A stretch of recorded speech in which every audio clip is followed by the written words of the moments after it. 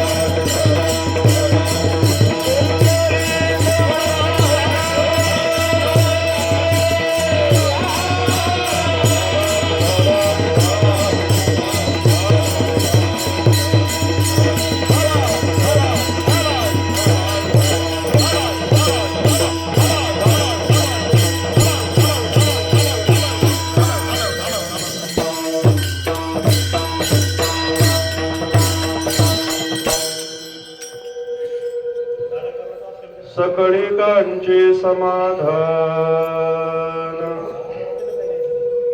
सकळिकांचे समाधान, नभे देखिल्या वाचून, रूप दाखविले आता, सहस्त्रभुजांच्या मंडिता, शंख चक्र पद्म गदा, शंख चक्र पद्म गदा, गरुडा सहित ये गोविंदा, रूप दाखविले आता, सहस्त्रभुजांच्या मंडिता, तुका म्हणे कान्हा, तुका म्हणे कान्हा, भूक लागली नयना, रूप दाखविले आता, सहस्त्रभुजांच्या मंडिता, पांडुरंगा करू प्रथम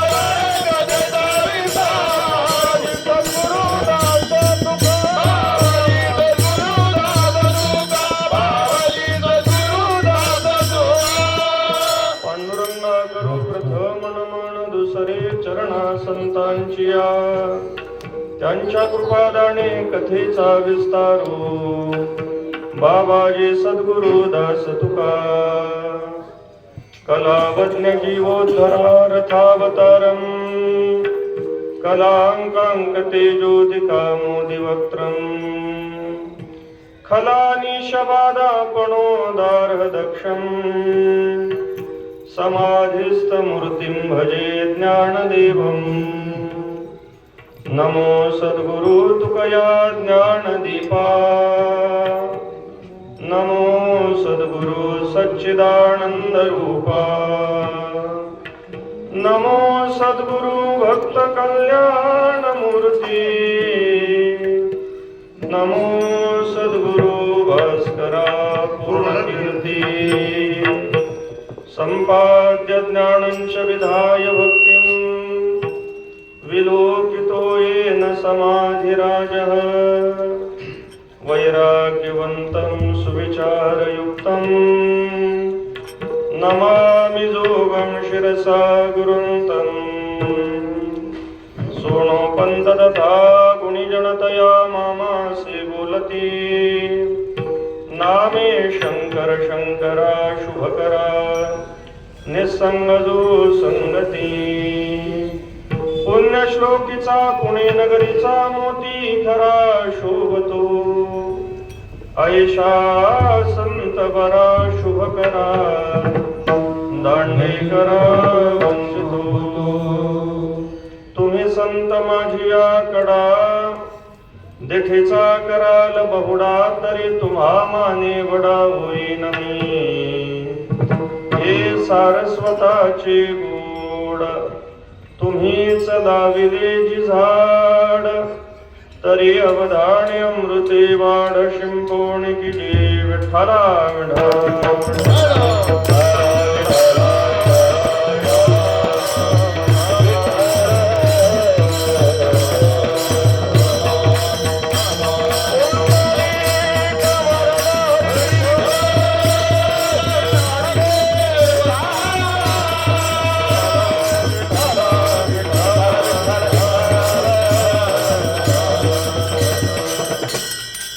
सकळिकांचे समाधान, नभे देखिल्या वाचून, रूप दाखविले आता, सहस्त्रभुजांच्या मंडिता, संत हृदय सम्राट अगाध कृपा वात्सल्य मूर्ती भगवान श्री ज्ञानोबराय महाराष्ट्र वेदाचं निसरण लिलया ज्यांच्या श्वासातून घडलं ते जगद्गुरु श्रीमंत श्री तुकोबराय ज्या परंपरेने वारकरी संतांचे विचार तुमच्या आमच्यापर्यंत पोहोचवले त्या परंपरेचे मुख्य प्रवाहक प्रातस्मरणीय स्वानंद सुख निवासी सद्गुरु श्री महाराज आदी करून सर्व संतांच्या कृपा आशीर्वादाने प्रतिवर्षाप्रमाणे भगवान श्री साध सिद्धेश्वराच्या यात्रा उत्सवाच्या निमित्ताने संपन्न होत असलेल्या अखंड हरनाम यज्ञाच्या जागराच्या कीर्तन सभेमध्ये आपण उपस्थित आहोत. विठाला विठाला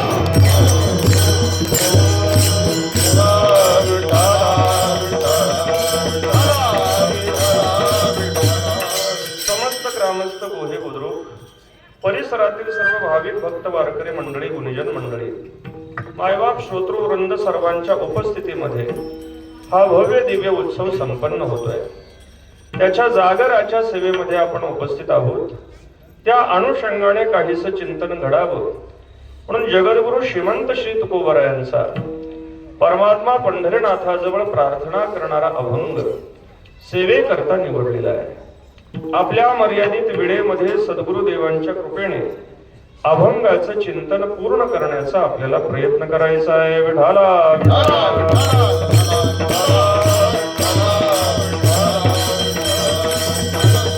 या अभंगातून जगद्गुरु श्री तुकोबराय यच्च यावत मानव मात्रासाठी भगवंताजवळ प्रार्थना करतायत. संत वाङ्मयामध्ये आपण जर मागणीच्या अभंगांचं चिंतन केलं तर 3 पद्धतीच्या अभंगांमधून भगवंताजवळ मागणी केली जाते. त्या 3 पद्धतीच्या अभंगांना काही अभंगांना मागणीचे अभंग म्हटलं जातं, काही अभंगांना विनंतीचे अभंग म्हटलं जातं आणि काही अभंगांना प्रार्थनेचे अभंग म्हटलं जातं. मागणीच्या अभंगामधूनही भगवंताजवळ मागितलंच जातं, विनंतीच्या अभंगामधूनही भगवंताला विनंतीपूर्वक मागितलंच जातं आणि प्रार्थनेच्या अभंगामधून सुद्धा भगवंताजवळ प्रार्थना करून काहीतरी मागितलंच जातं. पण या 3 पद्धतीने त्याचं वर्गीकरण करावं त्याच्या पाठीमागचं कारण आहे. मागणीचे अभंग त्याला म्हटलं जातं की जेव्हा मागत असताना मागणाऱ्याची भाषा ही अधिकाराची असते, कायद्याची असते, हक्काची असते, त्याला मागणीचे अभंग असं म्हटलं जातं. ज्याच्यामध्ये संत भगवंताला आपला अधिकार दाखवून देतात. देवा, एवढी एवढी माझी सेवा झालेली आहे आणि आम्ही जे मागू ते तुला द्यावंच लागेल असा कायदा दाखवून जिथं बोललं जातं त्याला मागणीचे अभंग म्हटलं जातं. तुकोबराय बोलतात, तुझं प्रेम प्राप्त करणं हा आमचा हक्क आहे, हा आमचा हिस्सा आहे आणि तो हिस्सा तुला आम्हाला द्यावाच लागेल. तू जर आम्हाला आमचा हिस्सा दिला नाही तर आम्ही संतांची बैठक बोलावू, त्याच्यामध्ये तुला उभं करू आणि संतांच्या साक्षीनुसार आमचा हक्क तुझ्याकडून मागून घेऊ असं जेव्हा अधिकाराने बोललं जातं त्याला मागणीचे अभंग म्हटलं जातं. तुकोबराय बोलतात, मागता विभाग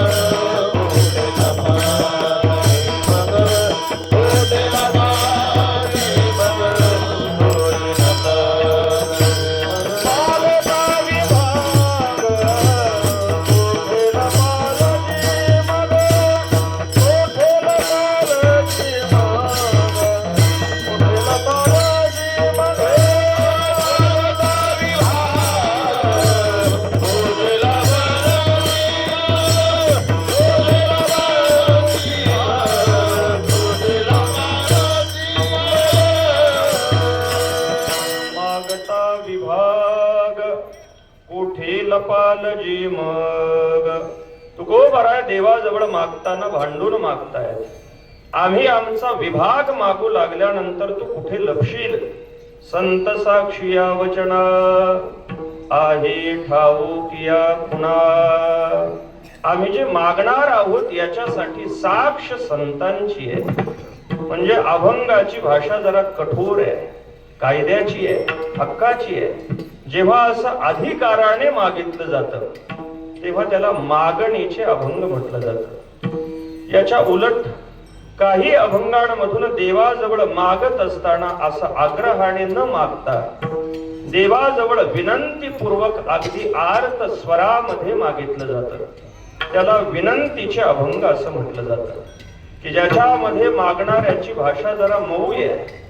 विनत भावाने केलेली जी विनंती आहे त्याला विनंती असं म्हटलं जातं.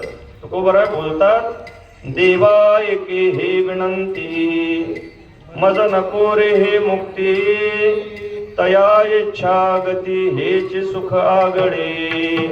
या वैष्णवांची घरी प्रेम सुख इच्छा करे, कर जोडोणीद्वारे रिद्धी सिद्धी तिष्ठती. नको वैकुंठीचा वास आहे तया सुखानाश, अद्भुत हारस कथा काळी नामाचा. तुझ्या नामाचा महिमा तुझन कळे मेघ श्यामा, तुका म्हणे आम्हा जन्म गोड यासाठी. तुकोबराय भगवंताला विनंती करतात. म्हणून विनंतीच्या अभंगांमध्ये मागण्याचाच भाव आहे, पण भाषा मात्र नम्रतेची आहे. म्हणून त्याला विनंतीचे अभंग म्हटलं जातं. काही अभंगांमधून संत देवाजवळ मागत असताना भाषेमध्ये आर्तता असते. अंतःकरणामधली आर्तता भाषेमध्ये प्रकट होते. म्हणून त्याला प्रार्थना असं म्हटलं जातं. प्रकृष्ट अर्थना प्रार्थना, की ज्याच्यामध्ये जे मागायचंय तो मागणीचा विषय उत्कृष्ट असला पाहिजे आणि मागणाऱ्याची भाषा ही आर्ततेची असली पाहिजे. अधिकाराची नाही, कायद्याची नाही, विनंतीची नाही, आर्ततेची आहे. या अभंगाची भाषा आर्ततेची आहे. म्हणून याला प्रार्थनेचा अभंग असं म्हटलं जातं. भगवंताजवळ तुकोबराय आर्तता व्यक्त करतात. भूक लागली नयना रूप दाखविरे आता. तुकोबराय भगवंताला प्रार्थना करून म्हणतायत, भगवंत आम्हाला तुझं दर्शन मिळावं याच्यासाठी आम्हाला भूक लागलेली आहे. आमच्या डोळ्यांना भूक लागलेली आहे. तू आम्हाला रूप दाखवावं. म्हणजे अभंगाच्या भाषेवरून त्याला मागणी सदरामध्ये घालायचं, विनंती सदरामध्ये घालायचं की प्रार्थना सदरामध्ये घालायचं. हे अभंग पाहिल्यानंतर आपल्याला कळण्यासारखं आहे. विठाला विठाला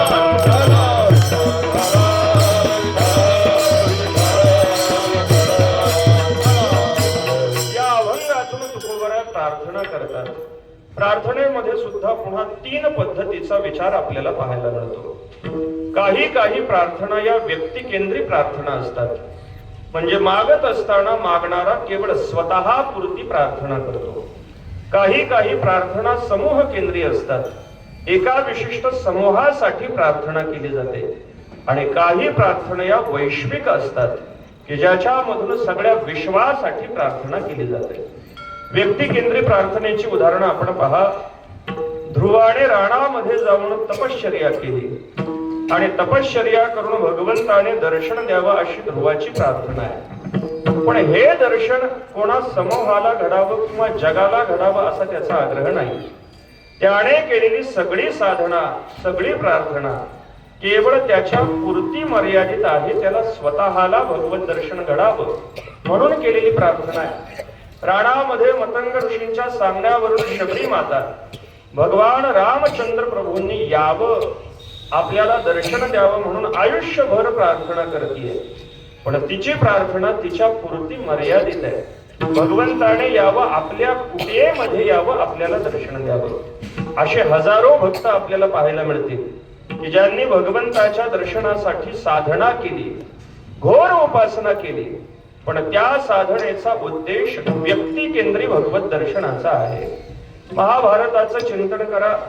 कौरव पांडवांमध्ये युद्ध खेळलं गेलं, सगळ्या गोष्टी झाल्या, महाभारत युद्ध झालं, कौरव मारले गेले, भीष्माचार्य शरपंजरे पडलेले आहेत आणि भगवान श्रीकृष्ण परमात्मा सगळ्या पांडवांना घेऊन भीष्माचार्यांच्या जवळ आले भीष्माचार्यांचा आणि धर्मराजाचा मोठा संवाद झाला. भीष्माचार्यांनी धर्मराजाला उपदेश केला. सगळं झाल्यानंतर भीष्माचार्यांनी भगवान श्रीकृष्ण परमात्म्याला प्रार्थना केली, भगवन आता मला माझं जीवन संपवायचं आहे, माझी तुम्हाला एकच प्रार्थना आहे. भगवंताने विचारलं काय प्रार्थना आहे? तुम्ही माझ्या समोर उभं राहावं आणि तुमच्याकडे पाहत पाहत पाहत मी माझे प्राण तुमच्यामध्ये विलीन करावे. आता दृष्टी पुढे ऐसा चितूर आहे, तो असंच माझ्या दृष्टी समोर राहावं. भीष्माचार्यांनी भगवंताला आपल्या दृष्टी समोर उभं केलं, पण ही भीष्माचार्यांची प्रार्थना व्यक्ती केंद्रीय आहे.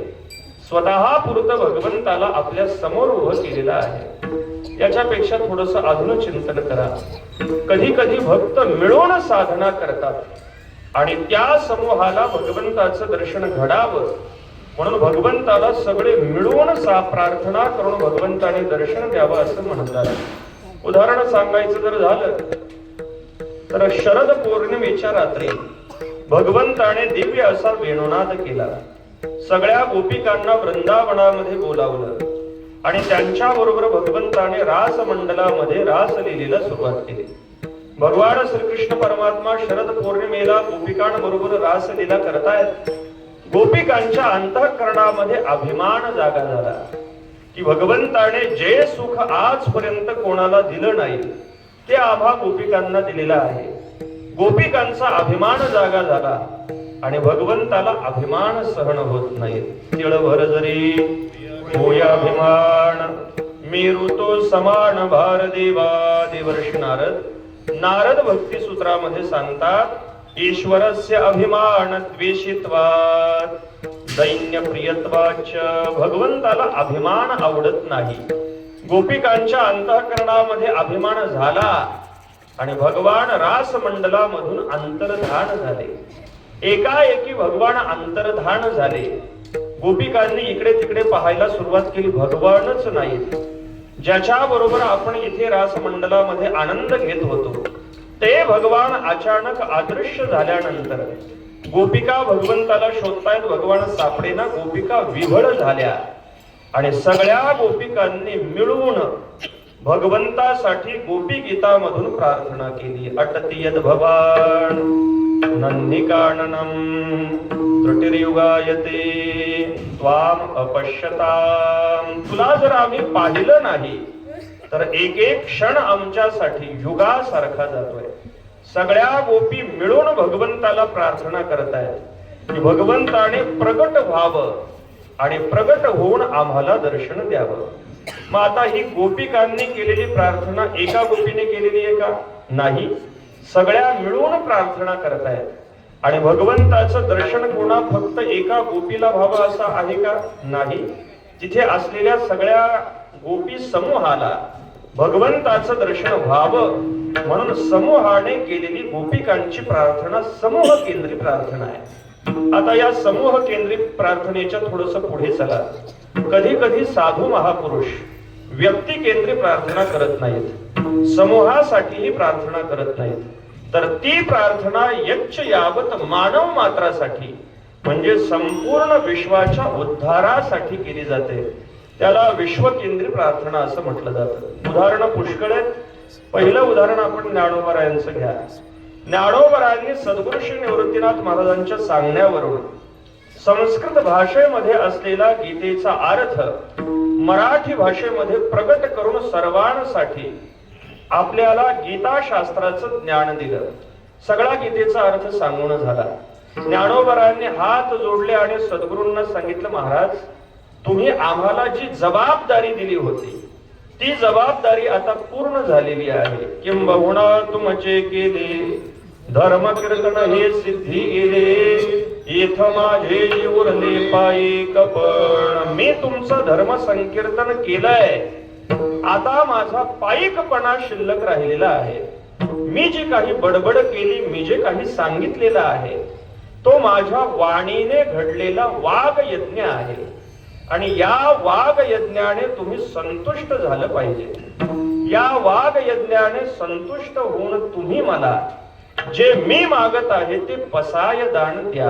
आता विश्वात्मके देवी येणे वागयज्ञे तोषावे, तोषोणी मज द्यावे पसाय दान.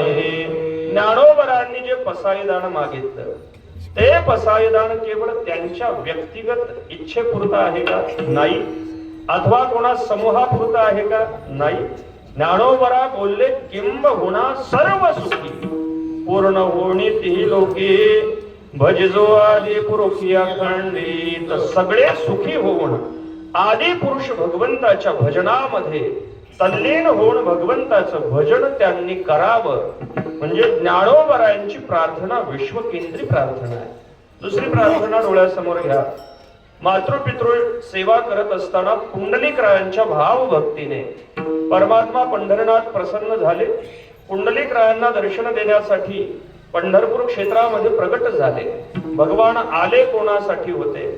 पुंडलिकाच्या भावार्था गोकुळी हुनी झाला येता, निज प्रेम भक्ती भक्ता घ्या घ्या आता म्हणत असे. भगवान पुंडलिकरायांसाठी आले.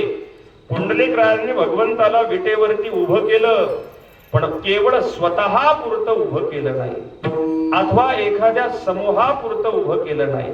पुंडलिकरायांनी भगवंताला प्रार्थना केली की तुझ्या दारामध्ये येणारा कोणीही असो, मूढ पापी जैसे तैसे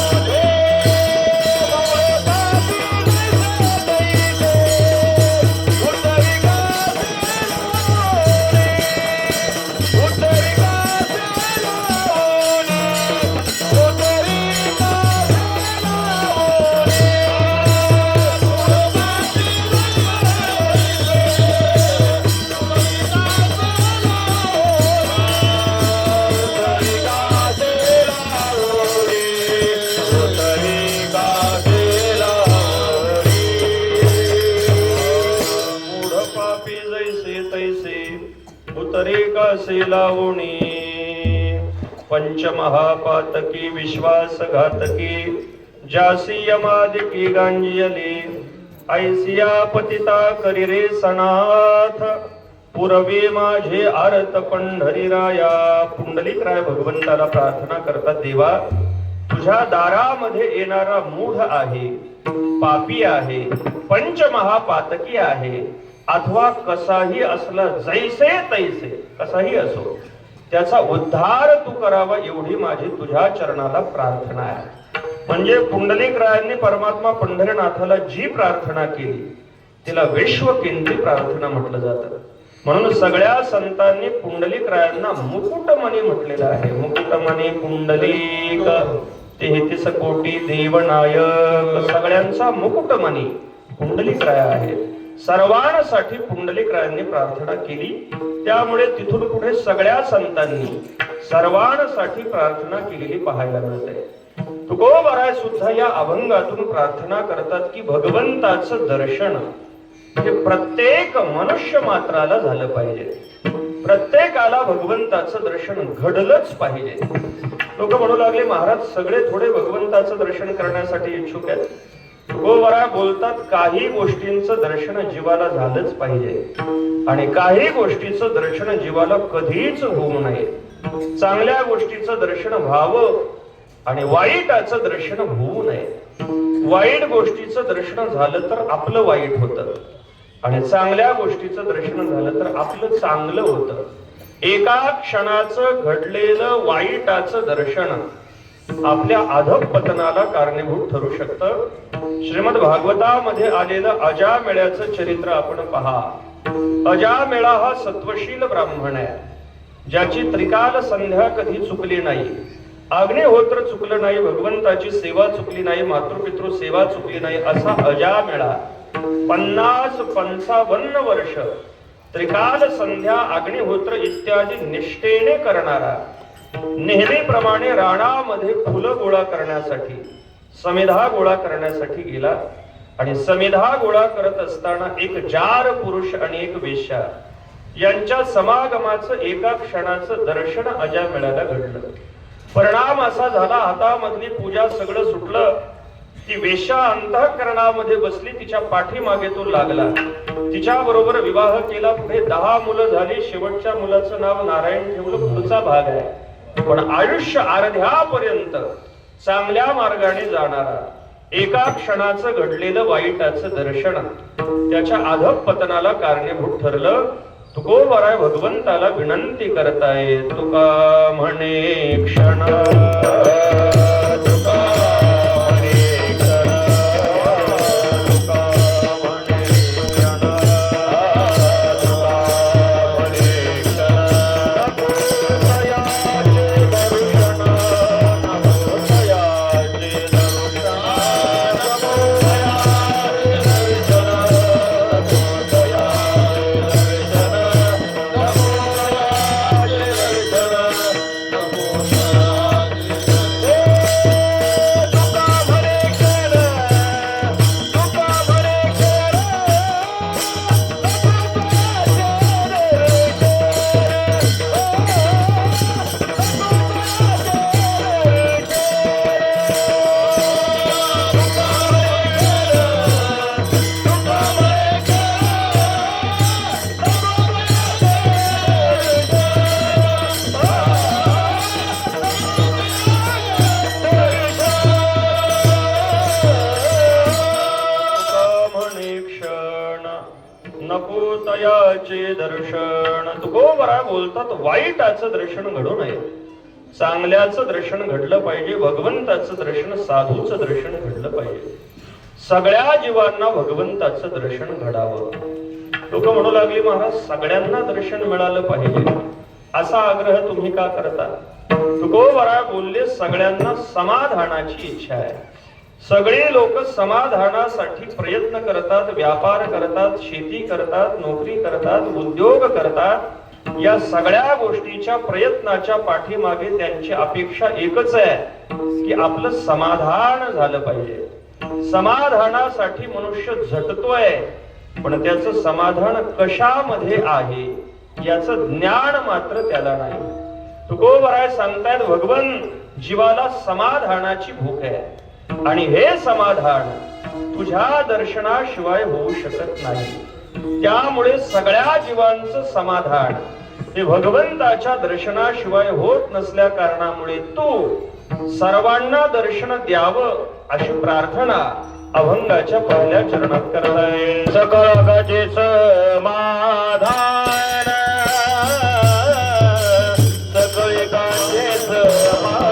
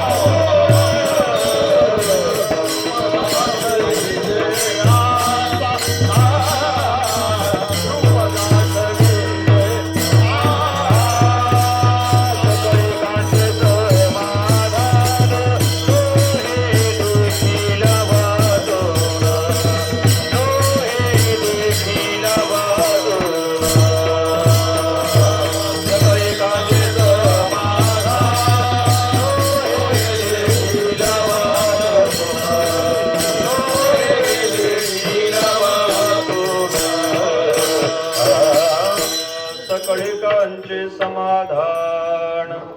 तुकोबराय बोलतायत सगळ्यांचं समाधान भगवंताचं दर्शन झाल्याशिवाय होऊ शकत नाही.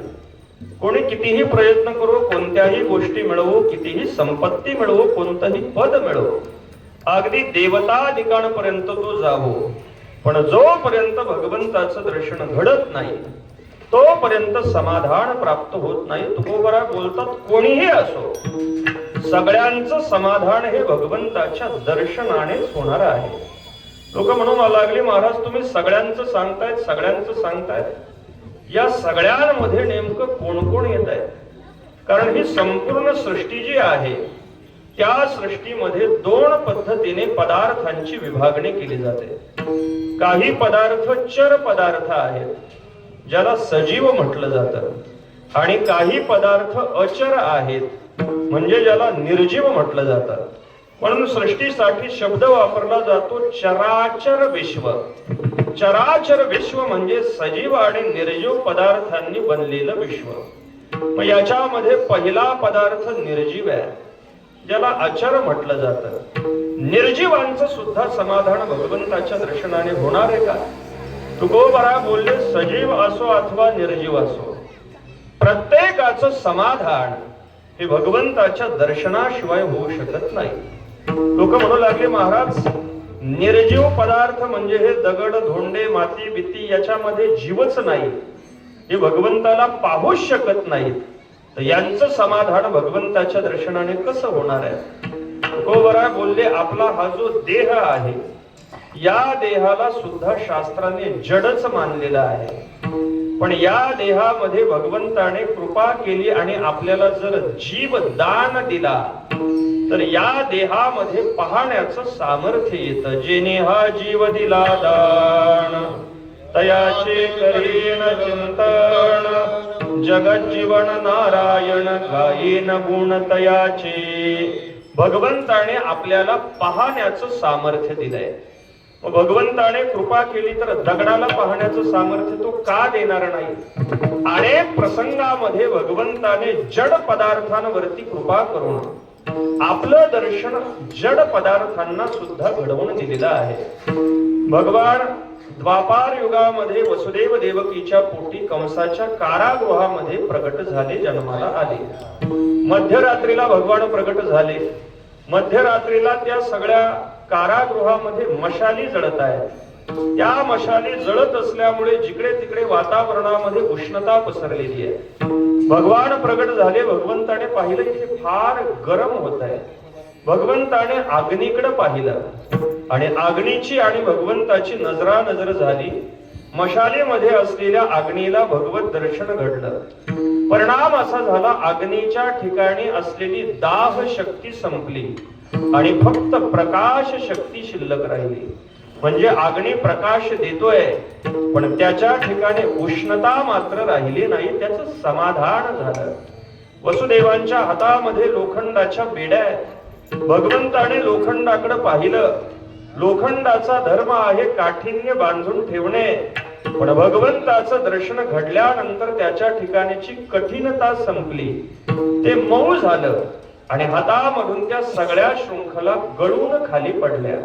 भगवंताचं दर्शन लोखंडाला झालं, त्याचं समाधान झालं. भगवंताला टोपलीमध्ये घेऊन वसुदेवजी बाहेर आले. बाहेर यमुनेच्या पाण्यामधून जात असताना यमुनेला भगवत दर्शनाची इच्छा आहे. भगवंताने टोपलीमधून पायी खाली काढला. तिला भगवंताचं दर्शन झालं. ती दुभंगली आणि भगवंताला रस्ता दिला. तिचं समाधान झालं. मशालीमध्ये असलेला अग्नी जड आहे. हातामध्ये असलेल्या लोखंडाच्या बेड्या जड आहेत. यमुनेचा प्रवाह जड आहे. पंचमहाभूत अचर आहेत, जड आहेत. पण या जड पदार्थांना जर भगवंताने दर्शन दिलं तर ते जड पदार्थ सुद्धा समाधानाला प्राप्त होतात. म्हणून जडाचं समाधान सुद्धा भगवंताच्या दर्शनामध्ये आहे. सकळिकांचे समाधान. मग आता चेतन वर्गाचा विचार करा. आपण जेवढे जीव आहोत त्यांचं वर्गीकरण शास्त्रांनी 4 विभागामध्ये केलेलं आहे. काही पामर आहेत, काही विषयी आहेत, काही जिज्ञासू आहेत आणि काही मुमुक्षु आहेत. इथपर्यंत जीव वर्गाचं वर्गीकरण केलं जातं. पामर कशाला म्हटलं जातं? जो भगवंताला मानतच नाही त्याला पामर म्हटलं जातं. ज्ञानोबा बोलतात, अंगामना असे रुची यावे, ये तुलेने कृत्याकृत्य नाठवे, करनियाचे निनावे भलतेची करे. भलत खाणारा, भलत पिणारा, भलत पाहणारा, भलत बोलणारा असा जो स्वैर आहे त्याला पामर असं म्हटलं जातं. या पामराला भगवान मान्य नाही, पाप पुण्य काही मान्य नाही. तुकोबारा बोलतात, पाप त्याचे नाव न विचारिता रीत, भलतेची उन्मत्त करी सदा. असं उन्मत्तासारखं वर्तन करणारा जो आहे त्याला पामर म्हटलं जातं. मग असा पामर भगवंताला मानतोय का? मानत नाही. पण तुकोबारा बोलतात त्याचं सुद्धा समाधान भगवंताचं दर्शन झाल्याशिवाय होऊ शकत नाही. दक्षिण भारतामध्ये श्री रामानुजाचार्यांच्या चरित्रामध्ये कथा सांगितली जाते. रामानुजाचार्य श्री रंगनाथ भगवंताचे पुजारी आहेत आणि नगरामधून श्री रंगनाथाची शोभायात्रा निघाली, रथयात्रा निघाली. सगळ्या रथयात्रेमध्ये सगळे साधू आहेत. भगवंताची शोभायात्रा निघालेली आहे आणि त्या रथयात्रेच्या बाजूने रस्त्याने धनुर्दास नावाचा एक पहिलवान चालला होता. हा धनुर्दास पहिलवान होता, पण इतका स्त्री लंपट होता की चालत असताना पत्नी बरोबर चालला होता, उलटा चालला होता. तिच्या डोक्यावरती छत्री धरून तिच्याकडे पाहत पाहत उलटा चालला होता. रामानुजाचार्यांनी पाहिलं, हा कोण आहे की शेजारून भगवंताची यात्रा चालली आहे आणि हा भगवंताकडे न पाहता आपल्या पत्नीकडे पाहत पाहत चाललेला आहे. अंतःकरणामध्ये दुःख झालं. रात्रीच्या दुपारतीच्या वेळेला रामानुजाचार्यांनी भगवान श्री रंगनाथाला प्रार्थना केली, भगवन, संसारातल्या मोहामध्ये आसक्त झालेले हे पामर जीव आहेत, यांच्यावरती आपण जोपर्यंत कृपा करत नाही, यांना दर्शन देत नाही, तोपर्यंत यांना समाधान प्राप्त होणार नाही. माझी विनंती आहे की आपण त्याला दर्शन द्यावं. धनुर्दासाची योग्यता नाही की आपल्याला भगवत दर्शन घडेल असं पुण्य नाही, पण साधूची कृपा झाल्यानंतर कोणालाही भगवत दर्शन घडू शकतं. रामानुजाचार्यांनी निरोप पाठवला आणि धनुर्दासाला रात्रीच्या आरतीमध्ये बोलावलं. धनुर्दास आला, धूप आरती झाली. भगवान श्री रंगनाथांनी या धनुर्दासासाठी असा सुंदर विग्रह धारण केला की आरती झाल्यानंतर जेव्हा धनुर्दासाने भगवंताचं ते रूप पाहिलं, ते पाहिल्यानंतर त्या रूपामध्ये मोहित होऊन गेला. घरदार सगळं विसरला आणि तिथे रंगनाथाच्या सेवेमध्ये आजन्म राहिला. त्याचं समाधान भगवंताच्या दर्शनामध्ये झालं. त्याला पुढे भक्त धनुर्दास असं लोक म्हणू लागले. म्हणजे कितीही पामर असला, भगवंताचं दर्शन घडलं तर त्याचंही समाधान आहे. विषयी पुरुषाचं चिंतन करा. विषयी आणि पामर यांच्यामध्ये अंतर हे आहे की विषयी संसारातल्या विषयाचं सेवन करतो, पण भगवंताची आज्ञा प्रमाण मानून करतो. भगवंताच्या आज्ञेने जशा पद्धतीने भगवंताने सांगितलंय तसं भगवत आज्ञा प्रमाण मानून जो विषय सेवन करतोय, आता तो जर भगवंताची आज्ञा मानतोय तर भगवत दर्शनाने त्याचं समाधान होणार नाही का? समाधान होणार आहे. त्याच्या पुढचा जिज्ञासू आहे, त्याला तर भगवंताचं रूप जाणण्याची इच्छा निर्माण झालेली आहे. तो जाणण्यासाठी निघालेला आहे. कैमी उद्धार पावेन, कै कृपा करेल नारायण, ऐसे तुम्ही सांगा संत जन करा समाधान चित्त माझे, कै हे खंड येईल कर्म वारुषतील धर्माधर्म, कासयाने कळेल ते वर्म. अशी जिज्ञासा धारण करणारा जिज्ञासू, त्याला भगवंताचं दर्शन घडलं तर त्याला आनंदच आहे, त्याचंही समाधान आहे. जिज्ञासू पेक्षा थोडासा तीव्र आहे मुमुक्षु. जिज्ञासूची क्षमता ही बुद्धीपर्यंत आहे आणि मुमुक्षुची क्षमता मात्र मुक्त होण्याची. कै हे बिरडे फिटेल, कै तो स्वामी भेटेल, युगाहुनी थोर निमिषमाणी. असा मुमुक्षु. भगवंताचं दर्शन घडलं तर मुमुक्षुचं सुद्धा समाधान आहे. म्हणजे पामराचं समाधान आहे, विषयीचं समाधान आहे, जिज्ञासूचं समाधान आहे, मुमुक्षुचं समाधान आहे. म्हणून तुकोबारा बोलले, सकळिकांचे समाधान. याच्या पुढचा वर्ग आहे ज्याला मुक्त म्हटलं जातं. त्या मुक्ताचं समाधान सुद्धा भगवंताच्या दर्शनामध्येच आहे. कोणी असं म्हणेल आता तो मुक्त झालाय, त्याला भगवंताच्या दर्शनाची आवश्यकता काय? तर मुक्तांमध्ये दोन प्रकार आहे. कोणी निर्गुण मार्गाने भगवंताकडून बोध प्राप्त करून घेतात, ते निर्गुण मार्गाने झालेले मुक्त आहेत, आणि काही सगुण मार्गाने झालेले मुक्त आहेत. त्यामध्ये जो निर्गुण मार्गाने भगवत दर्शनापर्यंत गेलाय त्याला भगवंताच्या सगुण रूपाचं दर्शन झालेलं नाही. जोपर्यंत त्याला सगुणाचं दर्शन होत नाही तोपर्यंत त्याला पूर्ण समाधान होऊ शकत नाही. उदाहरणाने चिंतन करा. वेदांत शास्त्रामध्ये अद्वैत सिद्धी करणारे मधुसूदन सरस्वती निर्गुण मार्गाचे उपासक आहेत. निर्गुण साधना करून ब्रह्मबोधापर्यंत पोहोचलेले आहेत, पण सगुण भगवंताचं दर्शन झालेलं नाही. वृंदावनामध्ये यमुनेच्या काठावरती बसून ओंकाराची साधना करतायत, आणि ओंकाराची साधना करत असताना भगवंताला असं वाटलं की हा माझ्या फक्त एकाच रूपाला जाणतोय, याला सगुण रूपाचं दर्शन दिलं पाहिजे. भगवंताने दिव्य असा वेणुनाद केला. तो वेणुनाद मधुसूदन सरस्वतींच्या कानावरती पडला. आजपर्यंत असा ध्वनी ऐकला नव्हता. डोळे उघडले, बाहेर पाहतायत तर त्रिभंगा ललित भगवंताची मूर्ती भगवान उभे, ओठावरती बासरी ठेवलेली आहे. त्रिभंगा भगवान उभे दिव्य वेणुनाद करतायत. मधुसूदन सरस्वतींच्या मुखामधून शब्द बाहेर पडले. वंशे विभूषित करात नवनीरदाभात पीतांबराद अरुणबिंब फलाधरोष्ठात पूर्णेंदु सुंदर मुखाद अरविंद नेत्रात कृष्णात परम किमपि तत्वमहं न जाणे. त्यानंतर मधुसूदन सरस्वती पुन्हा वृंदावन सोडून कुठं गेलेच नाही. कृष्णात परम किमपि तत्व अहम न जाणे म्हणजे निर्गुण बोधाने मुक्त झालेल्यांचं समाधान सुद्धा भगवंताच्या सगुण रूपाच्या दर्शनामध्ये आहे. म्हणून सकळिकांचे समाधान.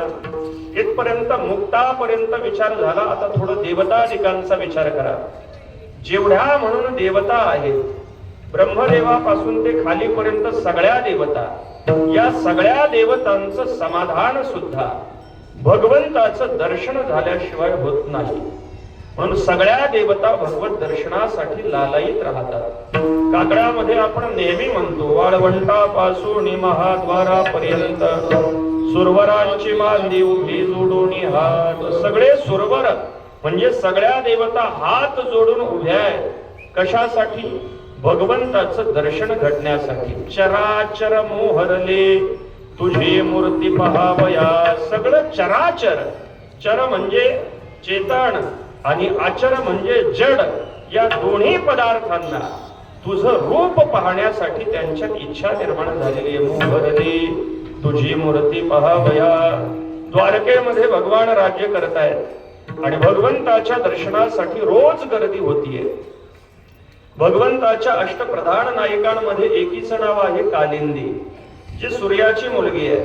दुसरीचं नाव आहे जांबुवती, जी जांबुवंत महाराजांची मुलगी आहे. जांबुवती राणामध्ये वाढलेली आहे, तिला देवतांचा परिचय नाही. तिने कालिंदीला विचारलं, का ग आपल्या स्वामींच्या दर्शनाला रोज एवढी गर्दी होते, हे सगळे कोण आहेत मला सांग.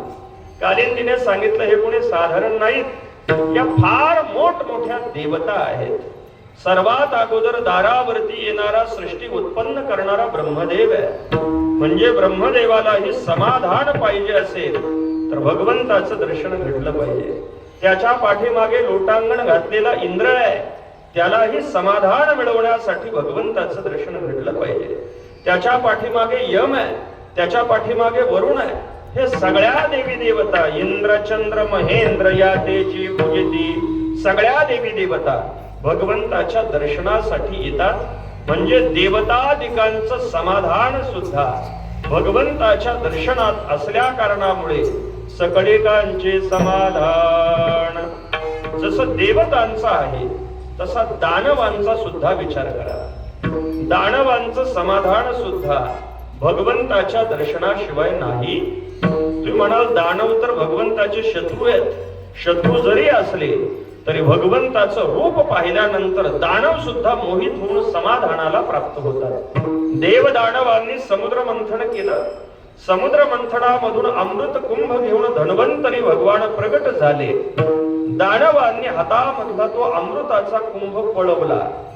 सगळ्या देवता चिंतेमध्ये आहेत की आता हे दानव अमृत पिऊन अमर होणार. भगवंताने दानवांना पळू दिलं आणि पाठीमागे मोहिनी रूप धारण केलं. देवतांना सांगितलं तुम्ही मागे पळू नका, मी तुमच्या जवळ अमृत पोहोच करतो. भगवंताने मोहिनी रूप धारण केलं. दानव सगळे पुढे पळतायत. दानवांनी विचार केला हे देवता आपला पाठलाग करत कुठपर्यंत आले पाहिलं पाहिजे. म्हणून दानवांनी माग वळून पाहिलं. माग कोणी नव्हतं, माग मोहिनी रूपामध्ये भगवान विष्णू आहेत. जेव्हा सगळ्या दैत्यांनी माग वळून पाहिलं आणि मोहिनी रूपाला पाहिल्यानंतर सगळे दैत्य पुढे पळायचे विसरले आणि मोहिनी रूपाकडे पळत आले. भगवंताच्या नेत्राकडेच पाहत मोहित झाले. हातामधला अमृत कुंभ भगवंताच्या हातात दिला आणि भगवंताने केवळ आपल्या नेत्र कटाक्षांनी सगळ्या दानवांना एका लाहिनीमध्ये बसवलं आणि दुसऱ्या लाहिनीमध्ये सगळ्या देवता बसल्या. सगळे दानव फक्त भगवंताकडे पाहतायत. काय हा करतोय याच्याकडे दानवांचं लक्ष नाही. भगवंताने डोळ्याने सगळ्यांना पाहत ठेवलं आणि इकडे सगळ्या देवतांना अमृत वाटायला सुरुवात केली. म्हणजे सगळ्या दानवांना केवळ आपल्या नेत्राने मोहित करून समाधान देण्याचं सामर्थ्य भगवंताच्या रूपामध्ये असल्या कारणामुळे सकळिकांचे समाधान, देवा सगळ्यांचं समाधान भगवंताच्या दर्शनामध्ये आहे. सगळ्यांचं म्हणजे आता स्वतः खाली शिल्लक राहिले फक्त भगवान. चर पदार्थ झाले, अचर पदार्थ झाले, देव झाले, दानव झाले, सगळे झाले. पदार्थ संपले. आता जो रूप दाखवणारा आहे असा भगवान, त्या भगवंताचं समाधान सुद्धा त्याच्याच दर्शनामध्ये आहे. जोपर्यंत भगवान स्वतःला पाहत नाही तोपर्यंत भगवंताचंही समाधान होत नाही. कृष्ण अवतारामध्ये भगवान लीला करतायत. नंदाच्या दरबारामध्ये भगवान खेळत असताना दरबारामध्ये स्फटिकाचा खांब आहे. त्या स्फटिकाच्या खांबामध्ये भगवंताचं प्रतिबिंब पडलं. भगवंताने आजपर्यंत आपल्याला पाहिलं नव्हतं आणि स्फटिकामध्ये जेव्हा आपलं प्रतिबिंब पडलं भगवान स्वतःच्याच रूपावरती मोहित झाले आणि त्याच्याबरोबर गप्पा मारायला सुरुवात केली. यशोदा माता आत घरामध्ये आहे. तिने विचार केला एवढ्या सकाळी गप्पा मारायला याच्याकडे कोण आलाय म्हणून येऊन पाहतीये. याच्याकडे गप्पा मारायला कुणी आलेलं नाही. हा स्वतःच्याच प्रतिबिंबाबरोबर गप्पा मारतोय. भगवंताच्या ठिकाणी स्वमोहिनी माया आहे की जी भगवंताला स्वतःच्याच रूपामध्ये गुंतवून ठेवते. म्हणून आपण भगवंताची पूजा केल्यानंतर उत्तर भारतामध्ये चांगल्या पद्धतीने सगुण उपासना करणारे भक्त भगवंताची पूजा करून झाल्यानंतर भगवंताला आरसा दाखवतात. आरसा दाखवतात म्हणजे भगवंताने आपलं रूप पाहावं. ते रूप पाहिल्यानंतर भगवंताचं समाधान होत. म्हणून तुकोबराय बोलतायत सकळिकांचे समाधान. भगवंत सगळ्यांचं समाधान तुझ्या दर्शनाशिवाय होणार नाही. म्हणून आमची तुम्हाला विनंती आहे की तुम्ही आम्हा सर्वांना दर्शन द्यावं. अभंगाच्या दुसऱ्या चरणात सांगताय रूप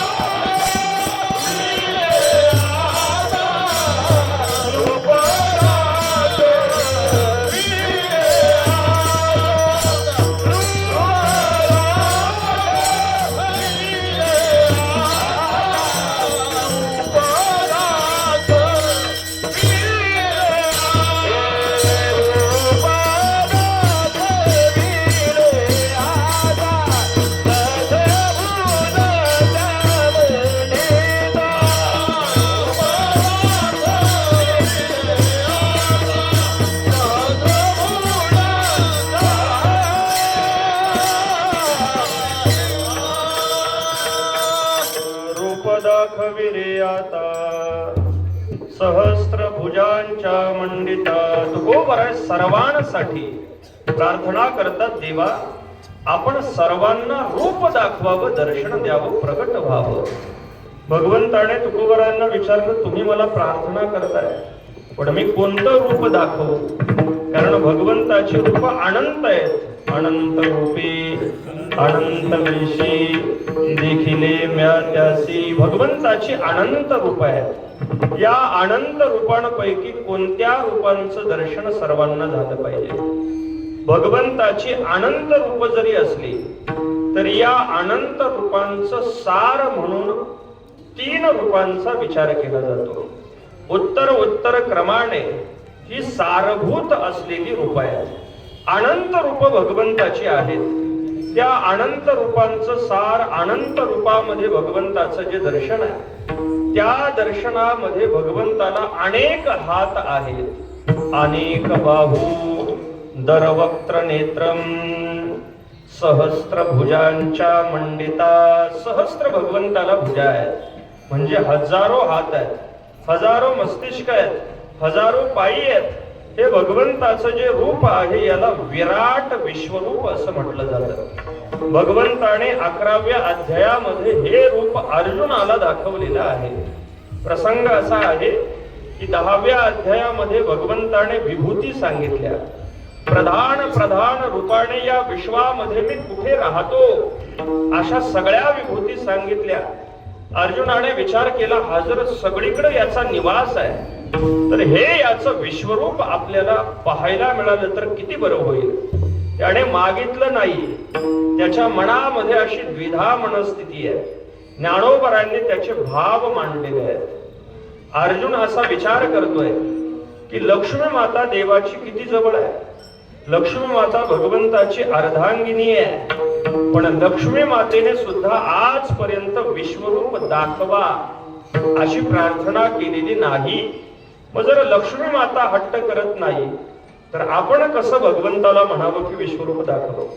अजून अर्जुन विचार करतोय. सेवेच्या बाबतीने विचार केला तर गरुडाची सेवा आपल्यापेक्षा मोठी आहे. आपण तर भगवंताची सेवा करत नाही. गरुड वाहन आहे, पण त्या गरुडाने आजपर्यंत भगवंताला विश्वरूप दाखव असं म्हणण्याचं धाडस गरुडाचं झालं नाही.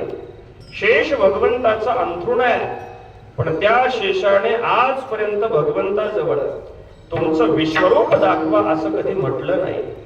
अंतरंग भक्तांचा विचार केला तर सनकादिक भगवंताचे अंतरंग भक्त आहेत, पण या सनकादिकांना सुद्धा भगवंताने विश्वरूप दाखवलं नाही. प्रेमाच्या दृष्टीने विचार केला तर गोपाळ भगवंताच्या अत्यंत प्रेमास पात्र असलेले भक्त आहेत, पण भगवंताने गोपाळांपासून सुद्धा हे रूप चोरून ठेवलेलं आहे. म्हणजे जे रूप लक्ष्मीला दाखवलं नाही, जे रूप गरुडाला दाखवलं नाही, जे रूप सनकादिकांना पाहायला मिळालं नाही, जे रूप शेषाला मिळालं नाही, जे रूप गोपाळांना मिळालं नाही, ते रूप आपण भगवंताला दाखवा असं कसं म्हणायचं. अर्जुनाच्या मनात विचार आहे. भगवंताने तो सगळा विचार जाणला आणि अर्जुनाने विनंती करण्याच्या अगोदर भगवंताने विश्वरूप प्रगट केलं. भगवंताची कृपा कोणावरती किती जागी होईल सांगता येत नाही. या जगामध्ये अर्जुन हा भगवंताची सर्वाधिक कृपा प्राप्त असलेला भक्त आहे. म्हणून ज्ञानोबरांनी अर्जुनाच्या भाग्याचं वर्णन केलं की तिन्ही लोकांच्या भाग्याची बेरीज करायची, त्रैलोक्याचं भाग्य एकत्र करायचं आणि जी बेरीज येईल त्याच्यापेक्षा जास्त भाग्य एकट्या अर्जुनाचं आहे. त्रिभुवनाची दैवा आयतनु झाला. भगवंताने न मागता विश्वरूप अर्जुनाच्या समोर प्रगट केलं. सहस्त्र भुजांच्या मंडिता. अर्जुनाला भगवान म्हणतायत, पहा माझं रूप पहा. अर्जुनाला काही दिसेना.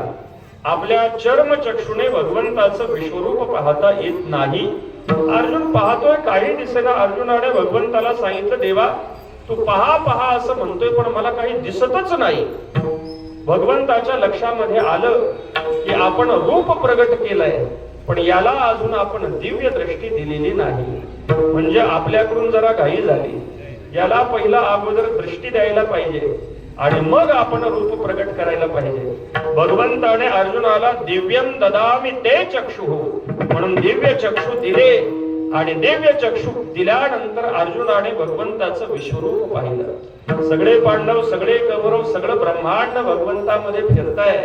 अनेक हातांनी भगवंताच्या सगळ्या विश्वरूपाची शोभा आहे. हे सगळं विश्वरूप पाहिलं जात आहे. तुकोबरा बोलतात, जसं अर्जुनाला विश्वरूप दाखवलं तसं सगळ्यांना विश्वरूप दाखवायला तुझं काय बिघडत आहे? कृपा कर आणि सगळ्यांना तुझं विश्वरूप पाहायला मिळू दे. विश्वरूप आणि विशाल रूप याच्यामध्ये अंतर आहे. बऱ्याच वेळेला लोक विशाल रूप आणि विश्वरूपाला एकच समजतात. भगवंताने दैत्यांसाठी विशाल रूप प्रगट केलं. ते विशाल रूप म्हणजे विश्वरूप नाही. जेव्हा शिष्टाई करण्यासाठी भगवान हस्तिनापुरामध्ये आले, शिष्टाई असफल झाली. दुर्योधनाला राग आला आणि दुर्योधनाने तिथेच सेनेला आज्ञा दिली, याला पकडा आणि इथेच याला बांधून ठेवा. भगवंताच्या लक्षामध्ये आलं हे इथेच युद्धाला झटतायत. भगवंताने विचार केला, तुम्हाला एवढ्या कमी संख्येत मारण्याची माझी इच्छा नाही. इथे मारून काय उपयोग आहे? रणांगणामध्ये एकही शिल्लक राहायला नकोय. भगवंताने तिथे आपलं रूप वाढवलं आहे. तेच रूप मोठं केलं, विशाल केलं. कोणालाही भगवंताला धरता आलं नाही. भगवान तिथून निसटून आले.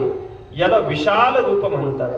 सगळ्या गोपाळांनी राणामध्ये गायी चारण्यासाठी जात असताना आघासुराने आपला जबडा पसरलेला आहे. एक तोंड वरती आकाशाला टेकलेलं आहे, दुसरं पाताळामध्ये आणि खाली जीभ आहे. सगळे गोपाळ जिभेवरतून चालत चालत आतमध्ये निघाले. गोपाळ सगळ्यांना बोलतायत, विचार करतायत, किती चांगला रस्ता एका दिवसामध्ये इथे रानात कोणी तयार केला? इतका मऊ रस्ता आहे. जिभेवरून गोपाळ निघाले. गोपाळ आपापसामध्ये बोलतायत, इकडे तिकडे आपण जाऊ नये म्हणून रस्त्याच्या दोन्ही बाजूने लाईटीचे खांबही उभे केलेले आहेत. लाईटीचे खांब नाहीत, आघासुराचे सुळे आहेत. सगळे आतमध्ये गेले. भगवान आले, पाहतात गोपाळ सगळे दिसत नाहीत, गायी दिसत नाहीत. लांब पसरलेला चवडा आहे. भगवंताच्या लक्षामध्ये आलं. भगवान आतमध्ये गेले आणि कंठ प्रदेशामधून जात असताना आघासुराने आपलं तोंड मिटायला सुरुवात केली. आघासुराने तोंड मिटायला सुरुवात केली. भगवंताने आपलं रूप विशाल करायला सुरुवात केली. भगवान वाढत वाढत गेले आणि आघासुराला चिरून सगळ्यांना बाहेर काढलं. हे भगवंताचं विशाल रूप आहे. भगवान दानवांसाठी आपलं रूप विशाल करतात आणि भक्तांसाठी भगवान विश्वरूप दाखवतात. म्हणून विश्वरूपाचं दर्शन सगळ्यांना घडावं. महाराज, मग आता विश्वरूपाचं दर्शन घडलं म्हणजे समाधान झालं का? तुकोबरा बोलतात, नाही, ही रूप दर्शनाची सुरुवात आहे. म्हणजे विश्वरूप दर्शनापासून सुरुवात होतीये. सुरुवात झाल्यानंतर याच्या पुढे अजून काय?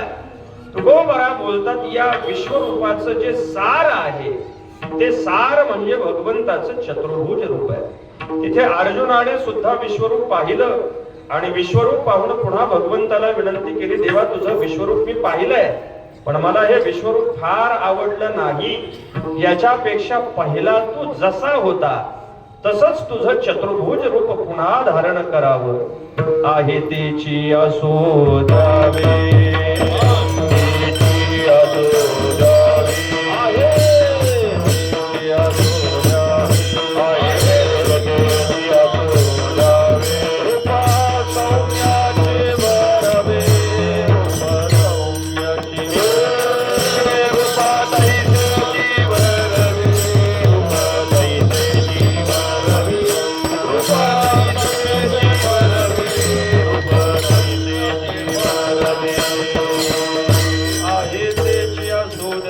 भगवन जसं होत तसं रूप आम्हाला दाखव, सौम्यची बरवी.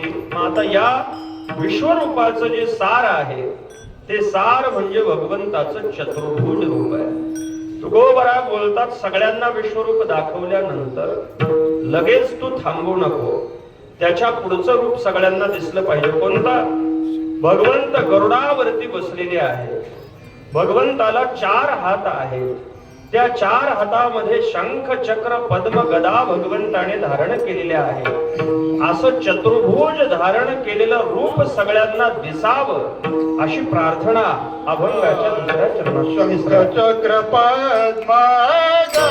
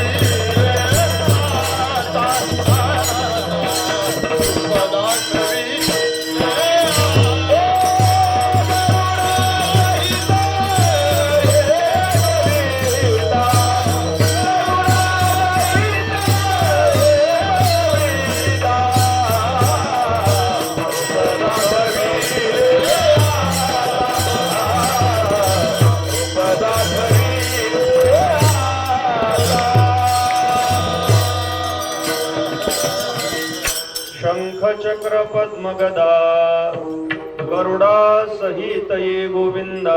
हे जे भगवंताचं रूप आहे याला चतुर्भुज रूप असं म्हटलं जातं. यामध्ये तुकोबारांनी 4ही आयुधांचा उल्लेख केलेला आहे. गरुडासह भगवंताने यावं असं म्हटलेलं आहे. आता गरुडा बरोबर भगवंताचं रूप दर्शन करण्याने कसं समाधान होणार आहे? शंखापासून चक्रापासून गदेपासून पद्मापासून काय काय लाभ होणार आहे या सगळ्याचं चिंतन करून पुढचं चरण पाहून आपल्याला वेळेत थांबायचंय. पण तत्पूर्वी एकदा भगवंताचं भजन करा. विठोबा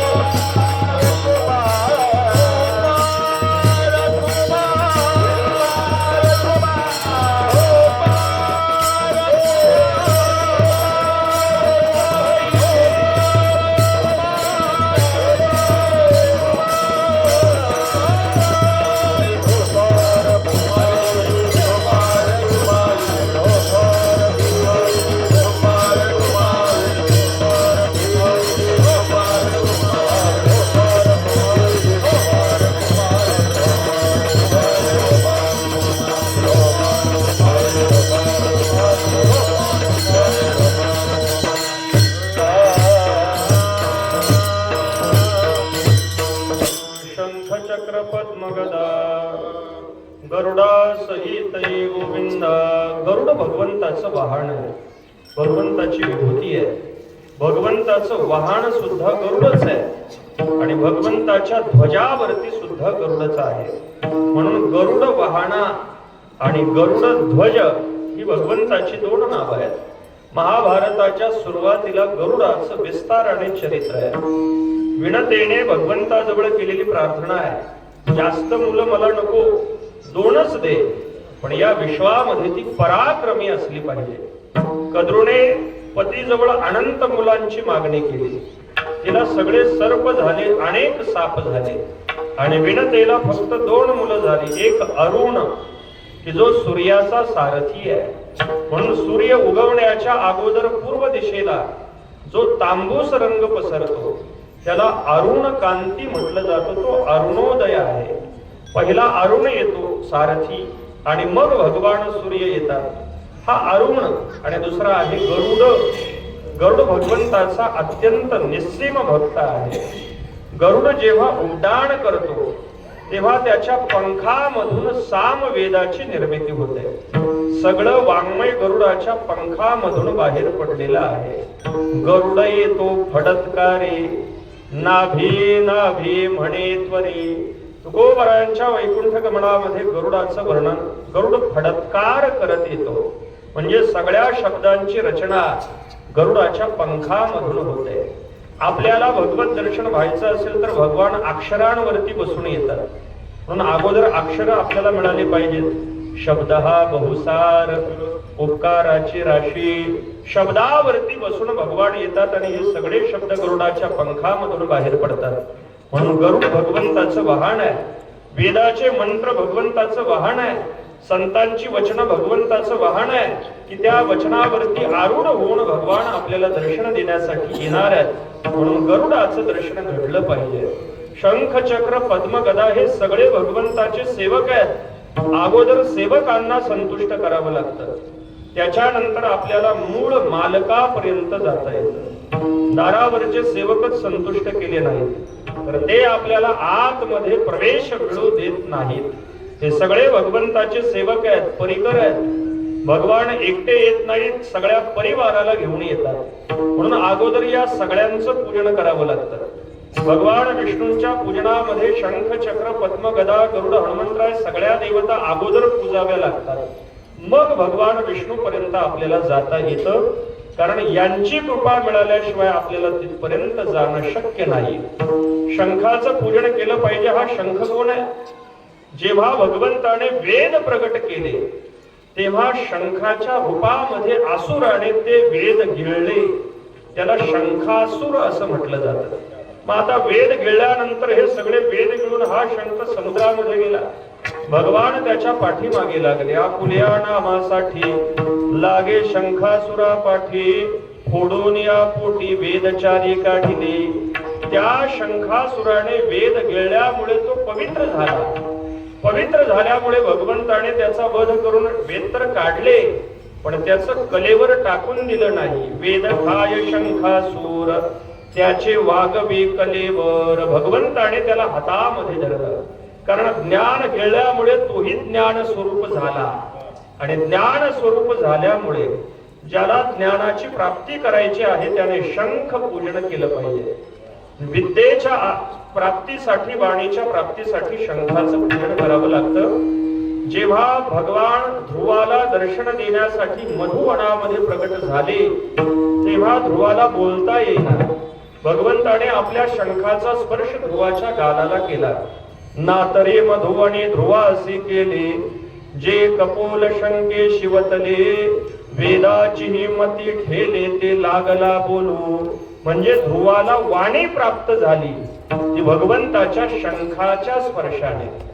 शंख आपल्या जीवनातल्या सगळ्या शंखा निवृत्त करतो. म्हणून आपल्याला निशंख व्हायचं असेल तर भगवंताचं शंख आपण ध्यानामध्ये घेतला पाहिजे.